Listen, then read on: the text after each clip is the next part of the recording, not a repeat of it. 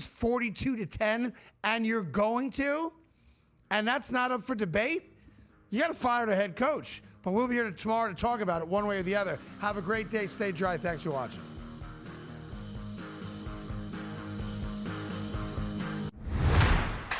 They got to go win and execute, and they can't be inconsistent. And that's the thing. It's like Ohio State, Indiana, Oregon really consistent. And then who is that fourth question mark? And there's been inconsistencies throughout. Hey, Michigan goes out to the West Coast and gets manhandled, and then they come back and then they win. Like, who's the consistent one that is the fourth? The Bobby Carpenter Show, only on SportsGrid. We're going to have bet tracking for the first time. If you have a FanDuel account, you'll be able to track your bet on the Prime Video games.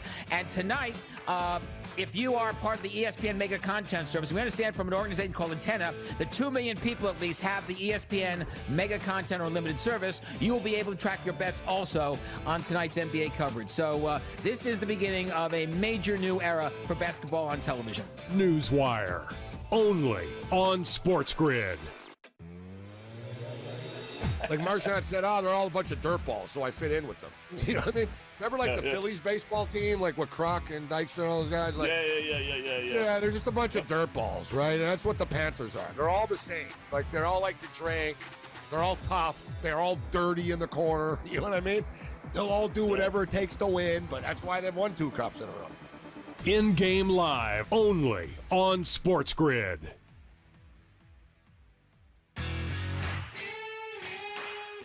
For him and Cignetti are the most Spurrier-like personalities, Spurrier-like head coaches, and Cignetti's locked up. And you know what? And Ole Miss could very well lock Lane Kiffin up, but he will always be a fighting under. At Ole Miss, you will always be a little bit of an underdog because of your playing. At Florida, you don't ever have to be an underdog because of their resources. The Bowden Blitz, only on SportsGrid. LSU's takeover by the governor, plus the most expensive sporting event ever in Canada. Front Office Sports Today starts now.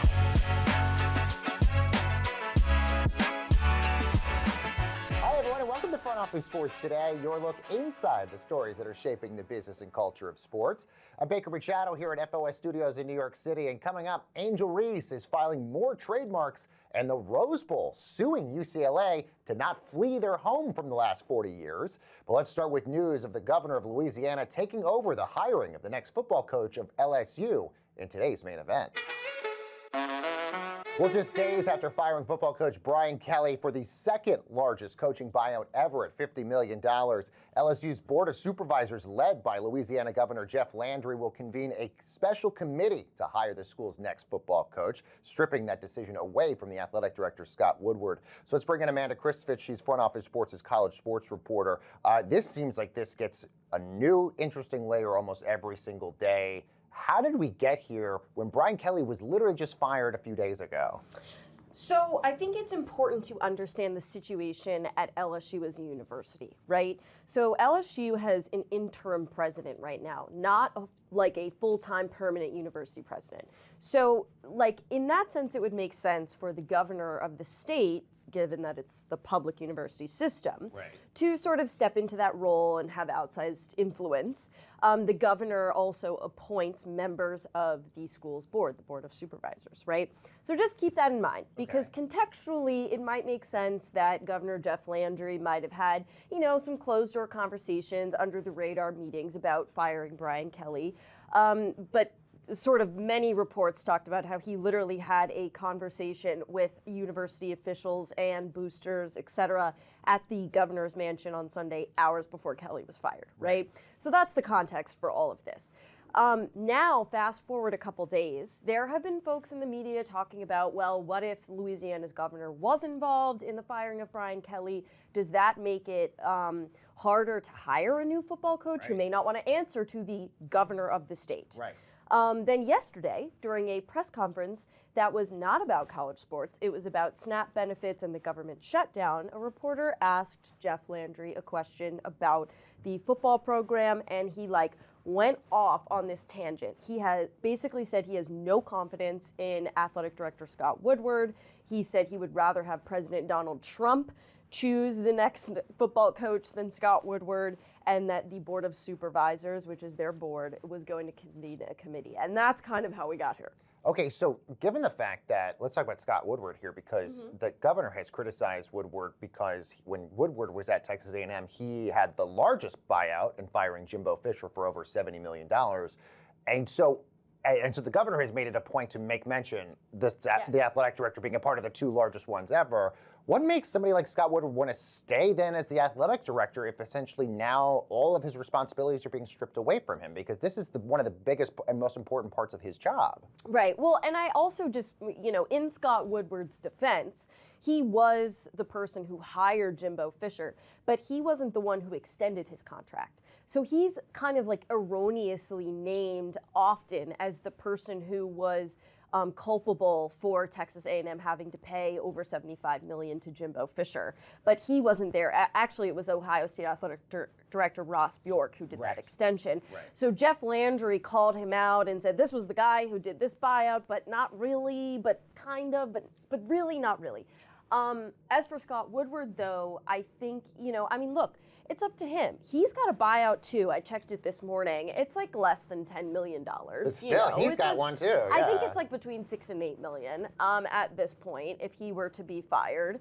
I think that, like I said, it's up to him if he feels like he can continue his athletic department duties with the governor of his state basically giving him a public vote of no confidence. Yeah, exactly. Is there any precedent to something like this? Because this feels like we've never heard a story of a governor intervening in something like this. Yeah, well, if you live in Louisiana, you do. Because basically for the past 100 years, it's been almost a tradition where the governor, starting with Huey Long in the 1930s, really, it's been a tradition that the governor either publicly or privately has some sort of involvement in LSU football, which kind of makes sense because football is political, especially in the South, and also because, LSU football brings in a lot of revenue for the university. It's the biggest, public university with taxpayer dollars assigned to it, et cetera. And that was kind of why what Jeff Landry said was his reason for getting involved. He's like, I'm concerned with taxpayer money. I don't want taxpayer money going in a direction that I don't want it to go.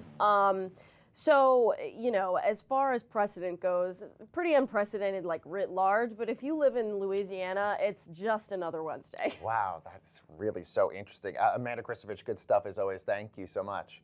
Meanwhile, as the CBA deadline between the WNBA and players ticks down on Friday, you see players now like Angel Reese flexing their off-court portfolio, trademarking their own name. So let's bring in women's sports reporter Annie Constable for more. So why is Angel Reese filing a trademark on her own name, and how would this actually work? I mean, in simple terms, Angel Reese is big business. We all know this. And when it comes to trademarking your own name, this really allows for her to have final say, final approval on the way her name, image, and likeness is used when it comes to marketing and selling goods. As far as the First Amendment goes, we know that, that's still right for now in lockstep here in America, still an amendment, still a law. So the league can use her name can be used, but it's more so when it comes to marketing and selling goods. So like you and I mentioning her name right now, or even Ryan Russillo on the broadcast, you can still do that. Fair game. Okay. As long as the First Amendment is in play, we can say and use her name. So given the fact that, this comes a couple weeks after WNBA Commissioner Kathy Engelbert was accused by Nafisa Collier of saying players like Caitlin Clark or others are using the platform that the WNBA provided them to get these endorsement deals, is this almost sort of a flex by these players to sort of say, not really? Yeah, absolutely. And this goes back to college, really, for players like Angel Reese, because she's been building her brand since college. And we know, based on these trademarks, based on MeBounds earlier this summer, that was a six-figure brand, idea that came about from trolling online. And she flipped that and turned that into, again, a six-figure brand deal, brand in itself. And that speaks to her power and her influence in the business space. And beyond that, when you're talking about another player like Paige Beckers, who it was just announced that she's going to be in an Apple TV movie. This again enforces the opposite of what Kathy was accused of saying to Nafisa Collier in terms of these players needing the league. It's really quite the opposite when you see things like Angel Reese trademarking her name, like Paige being announced in this movie. We exist beyond the WNBA. And the other interesting fact to think about in all of this is these are adding to ways that these players are going to be paid if there is a potential lockout. Yeah, talk about that a little bit more. I mean, it's just so layered, right? Because the history of the league is so detailed and so deep. And the one thing that didn't exist in past negotiations is the players holding this amount of leverage. And what we're seeing now is players are getting paid well beyond the WNBA. So when you're in negotiations for increased pay, a changed standard when it comes to the salary structure, you can say and back up, well, I have X, Y, and Z beyond the WNBA, and so you guys have to meet us at a certain level for us to play ball with you. Which doesn't seem like the players in 2019, when they had their last labor dispute, had that leverage. I mean, it was just, again, it was a totally different league. The attention wasn't there yet. We were on the cusp of a global pandemic, and the entire business model was different. And so that negotiation period now put the league in a place where they're negotiating to make up so much headway, right?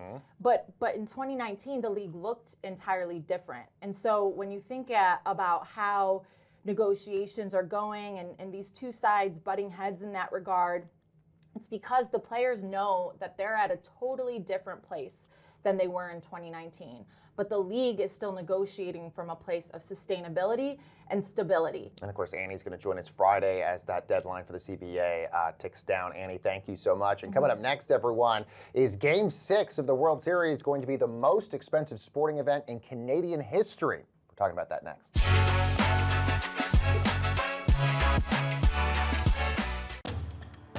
You just see Texas in any game, and again, Kentucky used to be able to put up points in the past. 43.5 is crazy because it just feels like Texas is going to come in, play really good defense, and try to squeeze this game out. It'll be interesting to see because nothing got ailed from that victory last week. Texas is back. I'm just being facetious at this point, but if we see one of those performances, 17-14 Texas in the fourth quarter, yeah, come on, right? I mean, really? I mean, they got a gift last week. SportsGrid's College Football Today. Jamar Chase and T. Higgins, it looks like the Bengals fantasy pieces are back. What did you make of that Joe Flacco performance on Thursday night? Turning back time. Yeah, it was great for a guy like me with gray in the beard. I love seeing it. I love my representation. But at the end of the day, just from a wagering standpoint, if this continues, it'll give some consistency and it'll give some value back to those tools that you were mentioning on the Bengals. Fantasy Sports Today, only on SportsGrid. Defense is above average this year, and I think big picture they're going to be probably the most consistent moving forward. The problem I have is this guy, Trevor Lawrence, big picture. You got to take the good, the bad, and the ugly. And the ugly sometimes is real ugly. He is not comfortable in the pocket on a consistent basis, and that's a problem. Pro Football Today, only on SportsGrid. It starts innocent. One bet, one boost, one thrill. You're not haunted by ghosts. You're haunted by doubt. But that's where SportsGrid brings the light when the lines get dark. The only thing scarier than losing a bet is missing a winner. It's smarter to be on SportsGrid.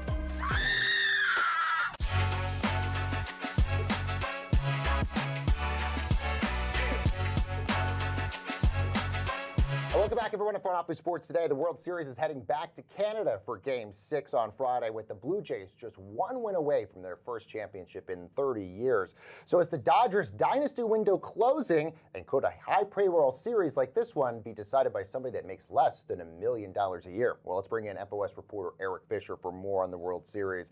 Eric, you have been in Canada, you've been in Los Angeles for all of this, and obviously the ratings are showing the interest in this as well, both in the United States and Canada so far, that a lot of people are tuning into this. Yeah, if you put the United States and Canada, it's actually tracking quite a bit ahead of what we saw in both countries certainly in the United States, but both countries even put together last year with the Yankees and Dodgers. And a lot of this really just comes from the heavy lift of Canada, that basically the Blue Jays are bringing in their home market, which is the entire country of Canada, and all 41 million of them, and they're tuning in great numbers. Sportsnet continues to make history night after night after night with this World Series. And again, you put the United States and Canada together, and they're tracking about 25% ahead of last year. But we make note that this is really an international series because of the team in Canada and, of course, the players on the Dodgers. But from a domestic standpoint here in the United States, I mean, are the numbers sort of looking like they're down a little bit from the Dodgers-Yankees series that we had last year? If you go strictly U.S. versus U.S.,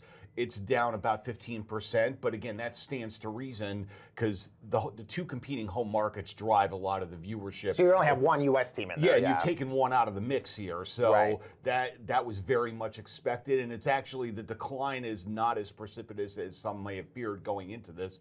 Because again, there's a lot of appeal. You've got big stars with Ohtani and Guerrero and so forth, and so even in the United States, the story is not that bad. Yeah. So Friday, we obviously will get Game 6. Game 7 would be Saturday if it does get to that. Both of those games going to be in Toronto, which has just been really excited about the Blue Jays. Completely energized. Yes, and now we're hearing. I mean, look, we already knew that this was going to be a high-priced ticket, but now we're thinking maybe this might be the most expensive sporting ticket in Canadian history. Maybe this Game 6. Yeah, and really, if you sort of put down the list, this has the chance to be one of the iconic moments in Canadian sports history. I'd put it sort of right up with the Sidney Crosby Golden Goal game in the 2010 Olympics. And if the Leafs ever make it back to the Stanley Cup Finals, we'll certainly be having a very different conversation about secondary ticket prices, because that's still sort of the holy grail in terms of that business, if and when the Leafs ever get there. But for now, with the Jays, it's a hugely in-demand moment, and it's, again, it's going to be one of those great moments potentially in Canadian sports history. A lot obviously is made about the payrolls of these two teams, more specifically the Dodgers, $325 million, the Blue Jays, the 5th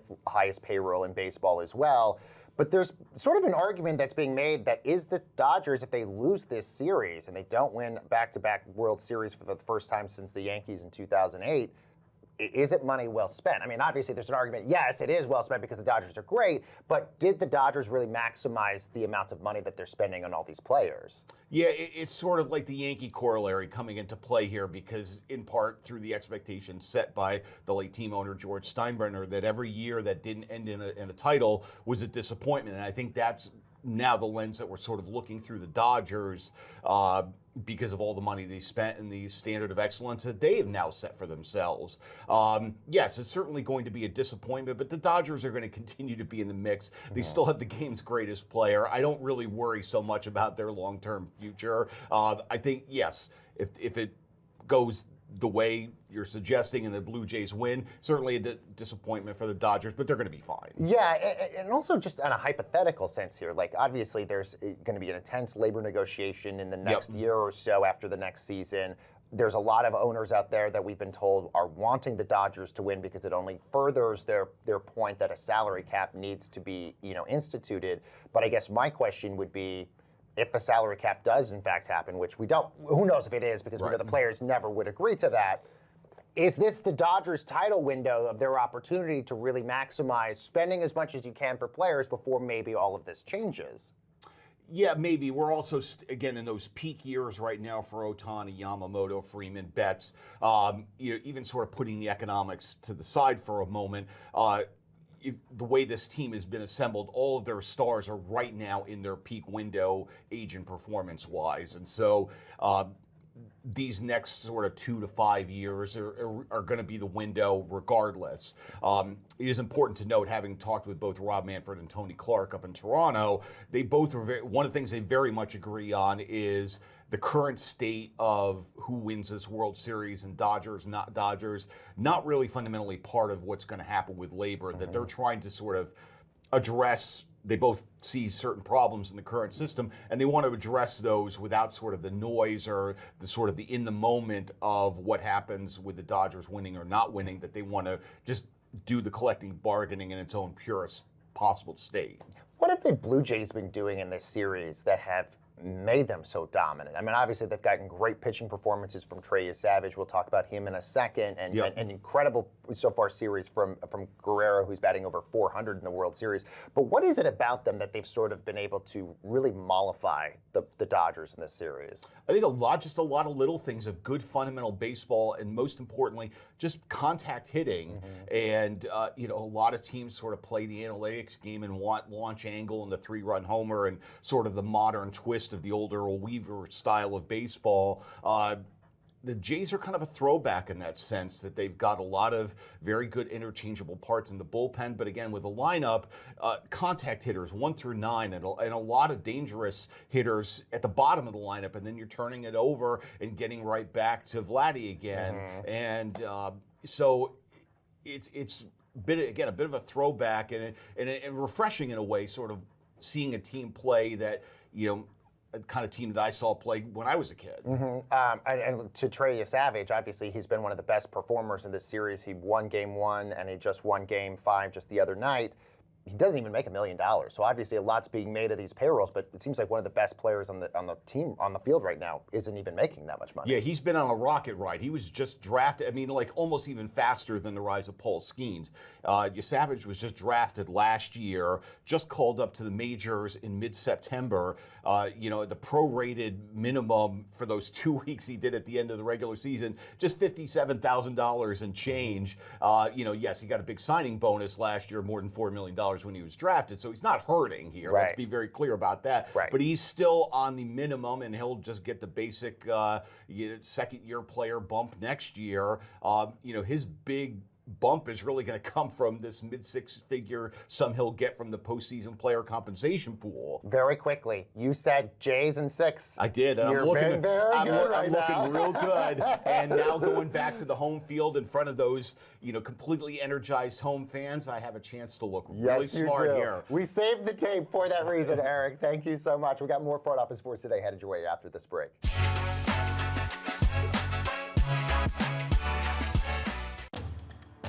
You just see Texas in any game, and again, Kentucky used to be able to put up points in the past. 43.5 is crazy because it just feels like Texas is going to come in, play really good defense, and try to squeeze this game out. It'll be interesting to see because nothing got ailed from that victory last week. Texas is back. I'm just being facetious at this point. But if we see one of those performances, 17-14 Texas. In the fourth quarter. Yeah, come on. Right? Really. They got a gift last week. SportsGrid's College Football Today.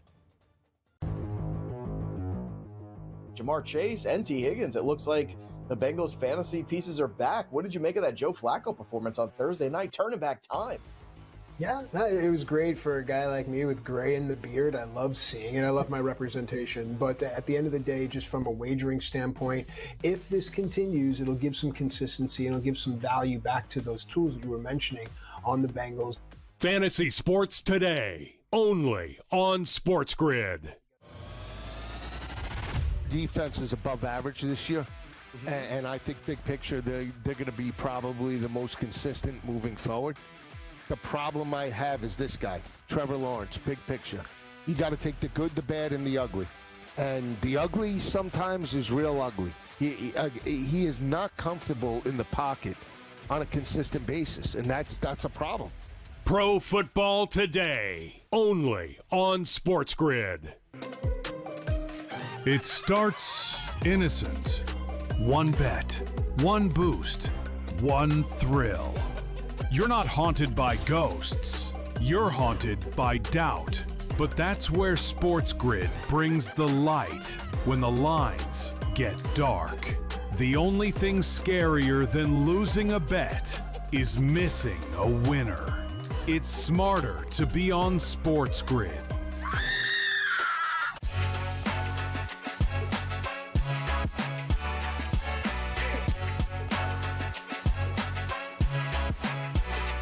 Hi, everyone, and welcome back to Front Office Sports Today. I'm Baker Machado, and let's get you caught up on some of the other stories we're following over at the FOS Water Cooler.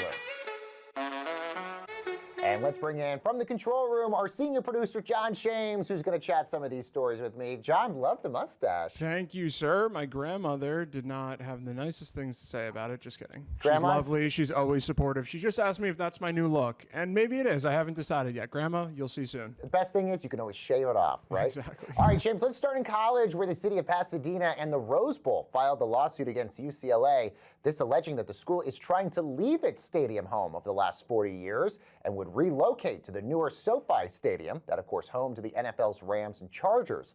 Now, the city of Pasadena calls the Bruins' move, quote, a profound betrayal of trust.